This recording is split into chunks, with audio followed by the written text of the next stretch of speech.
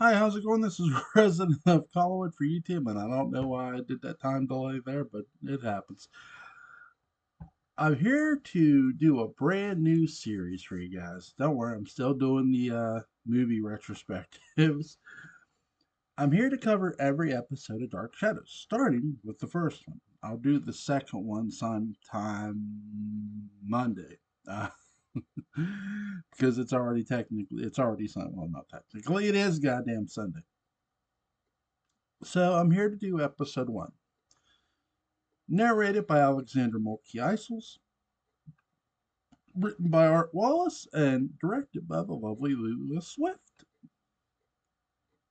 We start off with a train, lights shining in our face, barreling toward us. We hear it, and then we see it pass us.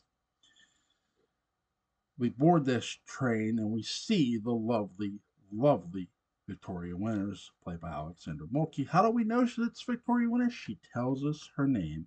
My name is Victoria Winters. Here's a girl who is searching for her past. Here's a girl who's also headed to a place called Collinwood, in a that's in a town called Collinsport. Collinwood is actually up on Widow's Hill. Collinsport is the town. So she's going to Collinsport to go to Collinwood to work for one Elizabeth Collins' daughter. We're going to know all this by the well before this episode ends. The writers, the writer, Art Wallace, does a really good job of setting a lot of things in motion and tone and explaining things without over explaining them. And yes, I'm going to get into the whole should Roger have been a killer, more of an antagonist. I'll get into that here in this little review. She says about that, Victoria says about her to a place she's never heard of, Collinwood, to a place she's never been, with people she's never met, but will fill the days of her and her nights tomorrow. And they will. And before she meets those people, we meet those people. We see a moon, and we see the camera pan down, and we see the Seaview Terrace, which is now the Carey Mansion, Carey Estate. Here we meet Elizabeth Collins' daughter and her brother, Roger Collins. Elizabeth opens the window she's looking out at. Here comes Roger. Let the pot boil, coin a phrase. Elizabeth tells Roger that he's a fool. And he says, not 1/10 the fool you are, my dear, inviting a stranger into who should never been asked to come here. Victoria's not even here yet, and here's of these two people fighting about her. And we know this is not the first time. Here's why. Elizabeth's already annoyed with Roger. She doesn't want to hear it no more. She's made up her mind. But this is the argument that's going to settle it once and for all between Roger and Liz, whether Victoria shows up here or not. Because Elizabeth has had enough. She tells him the only problem by the end of the argument, she tells him the only problem I see standing before me, meaning him. Before that, she also tells him that she's hired Miss Winters and she's going to stay here. Roger insists that they can handle the problem themselves. And by problem, he means David Collins, handle the matter themselves.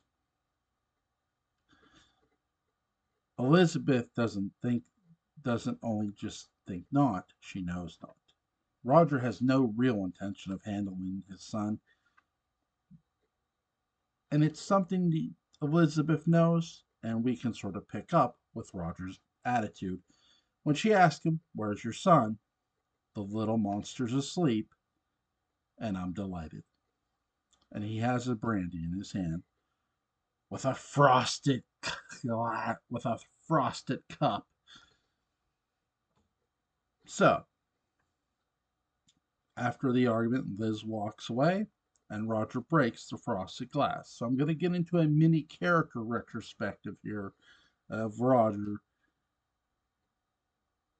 before I continue my review of the first episode. Was Roger intended to be a killer or more of an antagonist? Many people think I instantly am going to compare Roger Collins to another, my favorite serial mass murderer, Michael Audrey Myers. No, I'm not. When I measure soap opera antagonists, you who don't have any real power to them, other than their skill in manipulation and connery, I compare them to another movie character. And if you've seen the K Mutiny, you should get this. His name is Kiefer. So, to explain who Kiefer is, Kiefer was a writer who happened to be a Navy sailor. He didn't like the Navy, and he damn sure didn't like Captain Queeg. He wanted Captain Queeg not only off the ship, but out of the Navy. But Kiefer is such a coward, he doesn't want to be the one to pull the trigger, because he is a coward. But he's not so much of a coward that he can't try to connive, or at least convince, someone else to do his dirty work for him without them realizing it. See, because Kiefer is a smooth talker. Roger is a smooth talker to women and other men, when he's not, at least men who don't know any better. Kiefer has Steve do his dirty work for him. Roger has Sam testify against Burke because he's not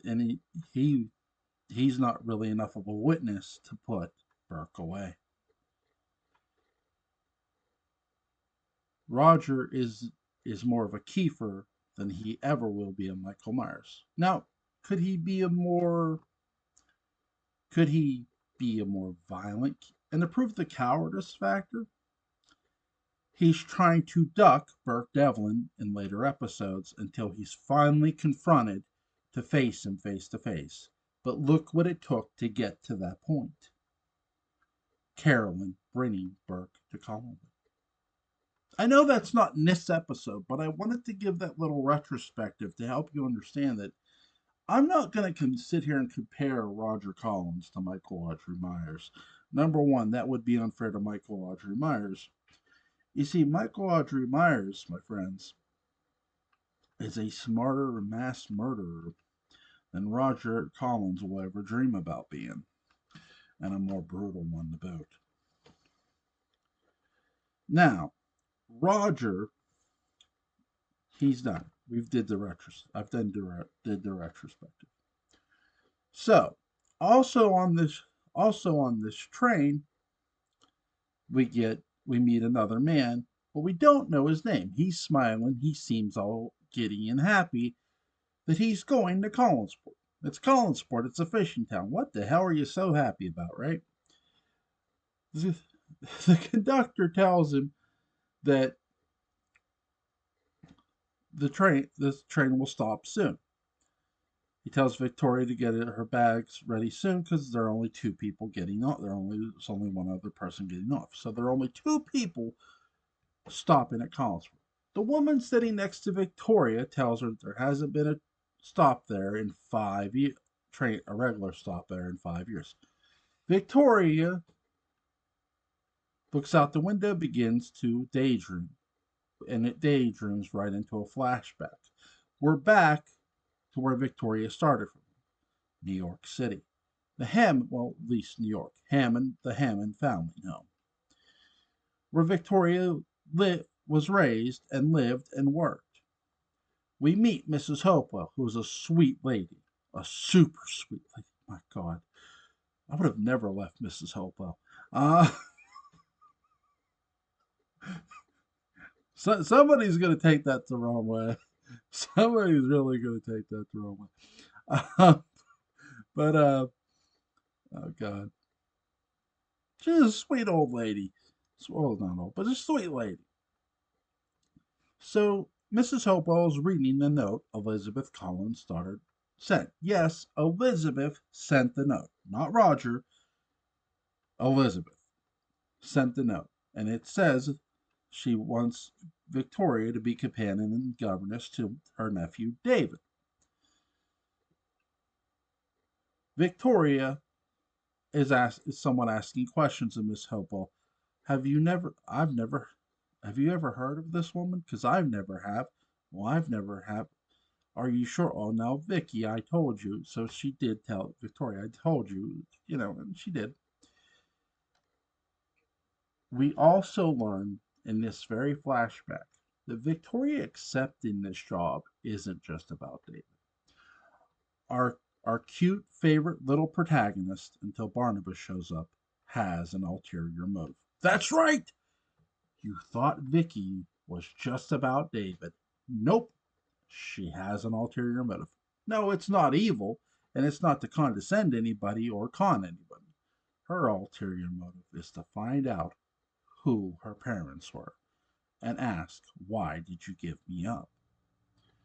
She doesn't know who her mother and father were. She doesn't know their last name. She doesn't know their first name. She has no idea of who she is from a name, from at least an identity standpoint of who her parents are. She doesn't know her lineage. And it haunts her. It haunts her days. It haunts her nights. It haunts her more than any ghost ever could, or so she thinks. She wants the truth. She wants answers. And that's another reason for her to go to Collinwood.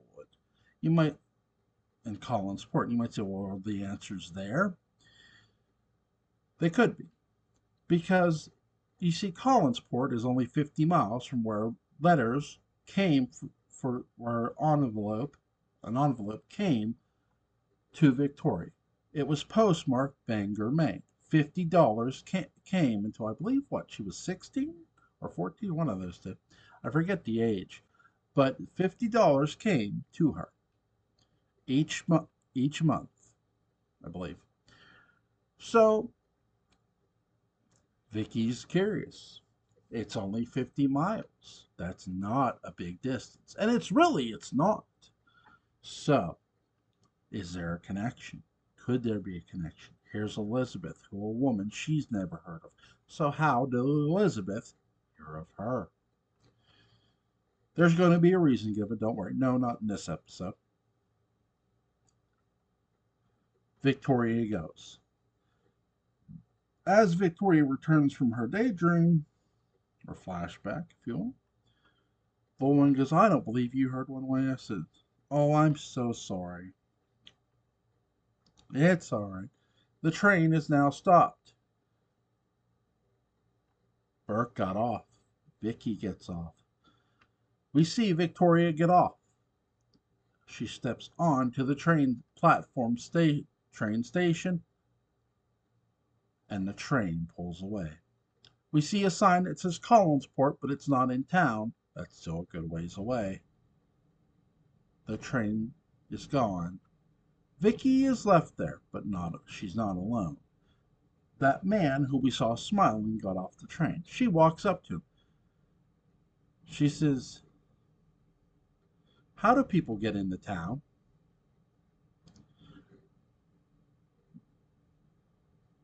Well, actually, she introduced herself first. So she says, my name's Victoria Winters. How do people get in town? Mr. Devlin, Burke Devlin. Broomsticks and unicorns and chauffeur cars. A car is pulling up. I can give you a lift. Oh, that's great. I'm going to a place called Collinwood. Do you know it? Burke was somewhat smiling at the girl. He's not smiling now. Yes, I know it very well. Before that, Burke also tells her Welcome to the beginning and end of the world, Miss Winters. Burke Devlin is the first person not just welcoming Victoria Winters to Collinsport, he's also welcoming us, the audience. And it's something I've never forgotten. This is the beginning and end of the world for us as fans. This is where it starts. This is where it ends. Our journey is here, and our journey starts here, but we are also here to stay until the end. To the end of what? Who knows? But the end. And it's a beautiful sentiment. It's not a threat, it's just a fact. So, Vicky accepts the ride, as she should. They go to Collinsport. They pull up to the inn. There's a hotel, and there's a coffee shop. Hey, food, great. This is where we're introduced to some more town folks. We suspect that Burke Devlin's from Collinsport because of the conversation at the train station. If you need the confirmation that he's from Collinsport, this is the scene that happens. Mr. Wells, who has lived in Collinsport his whole life, says, "Oh, hey, Burke, it's you." He's excited to see the young man he once knew. "I'm Burke Devlin. I wired for 3 rooms," he yells at Mr. Wells. Yeah, they're ready. Victoria Winters wants a cab. Burke says this woman wants a cab to Collinwood. Oh, hey, Harry. What did he say his name was? Oh God, I forget the last name, but he says that it's not Johnson. um, he says that he's got a flat. It'll take a while to get fixed. And Victoria Winters says she doesn't mind waiting. What else could she do? Burke says you could take my advice and go back. Burke means this. He's not trying to tell her to run away. He's almost insisting it. This, because whatever's going to happen, it's going to get ugly. And Burke knows it. Burke is not our villain. As much as we'd want to paint him as one, he's not our villain. He's our anti hero. He's somebody who's on a mission. And he's not going to be afraid to use the Collins tactics against them to win. Just like another pulp character. What was his name? Oh yeah, the Shadow. Anyway, well, Burke's not a pulp character, but still, I digress. Burke gets a note handed to him. It's not from Mr. Wells, but Mr. Wells hands it to him. He opens it. When was this sent? An hour ago. Burke goes to leave. He hands Mr. Wells some money. The black ones go upstairs. The red one's hers. He points to Vicky and leaves. Victoria goes into the coffee shop.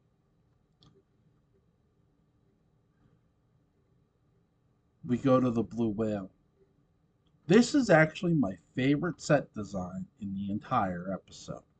I love it. It's absolutely gold by Cy Thomasoff.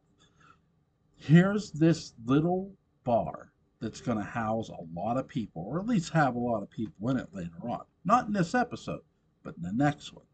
And it's all the more fun in the next one. In this one, we get a few patrons, not many.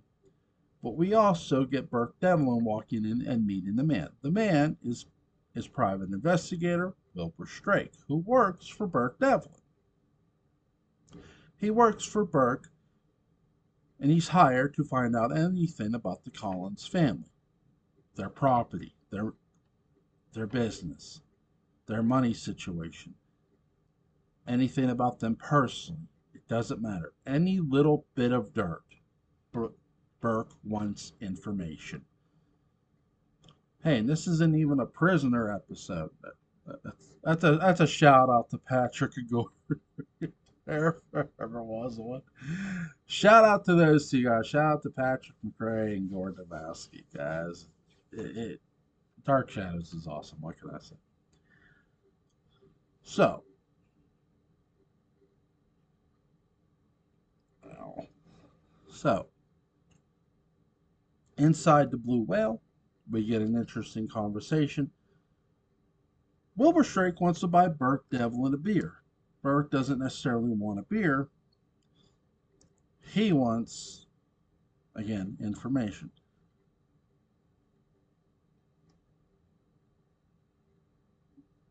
And he's going to get some curious information. We cut away from the Blue Whale back to the coffee shop. This is where we meet the sultry, fiery Maggie Evans. Wig and all. And you know what? I don't mind the wig. Because Kathleen Lee Scott is such a spitfire, you can't help but fall in love with her character. Instantly. You love the sass. It is. The sass is just there, and it's awesome. She calls Victoria Winters a jerk. She also hands her roast beef rare, which Victoria is fine with. She also hands her a drink.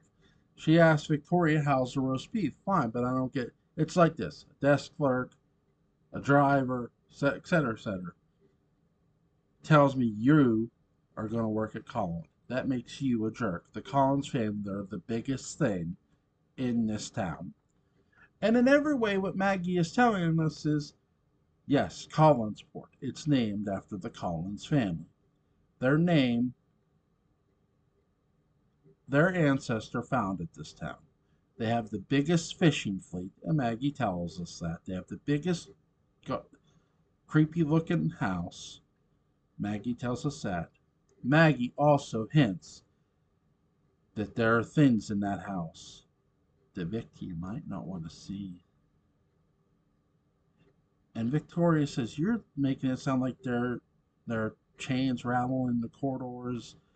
Maggie cuts her off. You think that's wrong? I could tell you things that would rock you here back to the railroad station. Vicky says, I wish you wouldn't. Maggie doesn't. Maggie also offers her a pie for her strength because she'll need it. And she will. You also get another flashback sequence where Victoria Winters is talking to a friend of hers in a foundling home, and she almost packs her friend's slip in her back. Again, a reminder of where Vicky came from. She came from a foundling home. She came from an orphanage. She is an orphan. She doesn't know who her mom and dad is. Art Wallace is telling us why the character is so determined in the very first episode. It's something he doesn't get enough credit for as a writer. If you want to know how determined Victoria Winters is, watch the first episode. Because it's gold. And it's got gold in it from a character standpoint. Yes, we can get into the reflection of things, because in the second episode there's going to be some more reflection of mirrors, of letting us know who Vicky's real mother is. By the way, shout out to Wallace McBride, who wrote an article about this. And he did a damn good job. And he's sort of right. Are they revealing Liz as Victoria's mother? They could be. Not quite in this episode, but the next episode. This episode and the next one, the first two. I'll get into that with the second episode.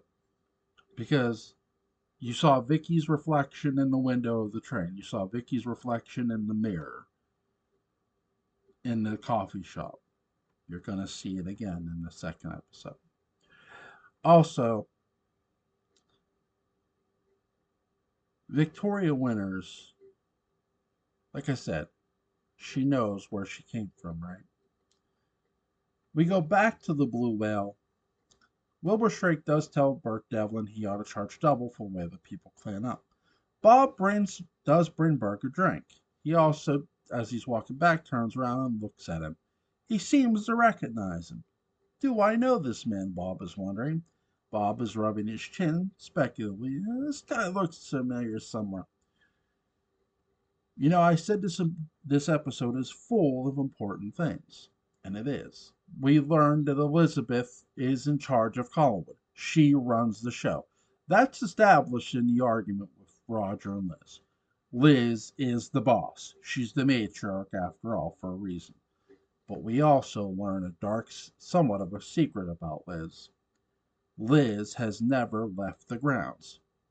Now, I want to focus on the difference here. There's a difference between not leaving the house to not leaving your property. Yes, Elizabeth walks out of the house. She walks around the grounds, around the property, but she never leaves it. And in every way, every shape and form, the past 18 years, Collinwood, which includes the estate, has been like a prison to Elizabeth. Excuse me. Is it shattering? It is a bit, because you sort of feel for Elizabeth. You also sort of wonder, is this another reason she sent for a governess? Is she just lonely? Is she just bored with who's in the house? Does she just want a new face? Could you really just send a letter for that reason? I mean, if you're rich, you can send a letter for whoever the hell you want to come work for you and you have the money to back it. But something still seems off. And even Burke is wondering, why did they send for this girl? Wilbur says Elizabeth needs a keeper. Perhaps she's getting one, Burke says. Who, you? No, a girl who doesn't know what she's getting into.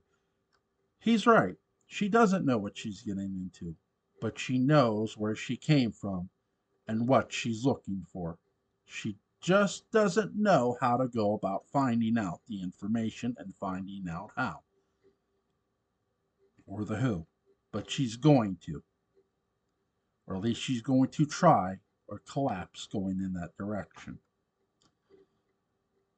I'm doing a little teasing.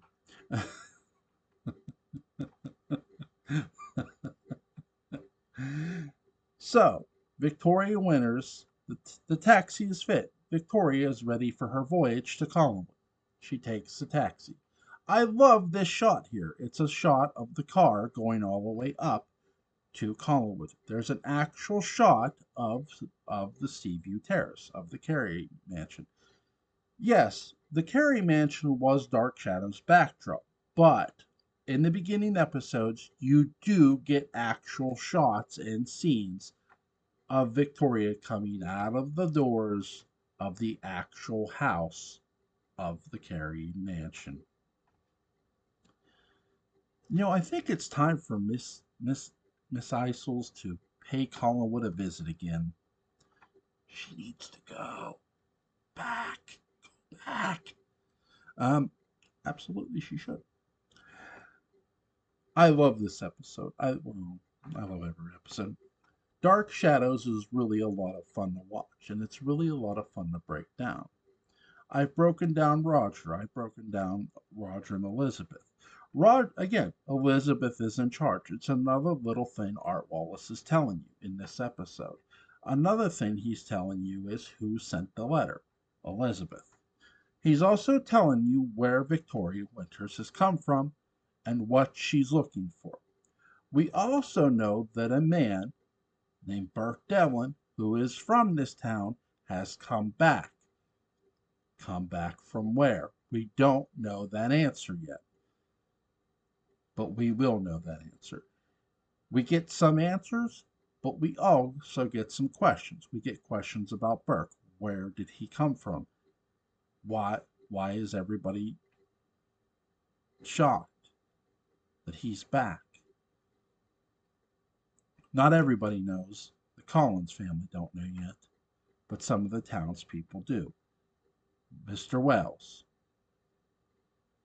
Maggie most likely overheard.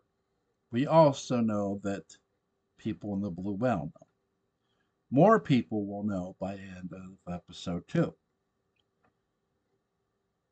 Also, We do get the mention of David Collins being a little monster. We don't get David in this episode, but we will get David eventually.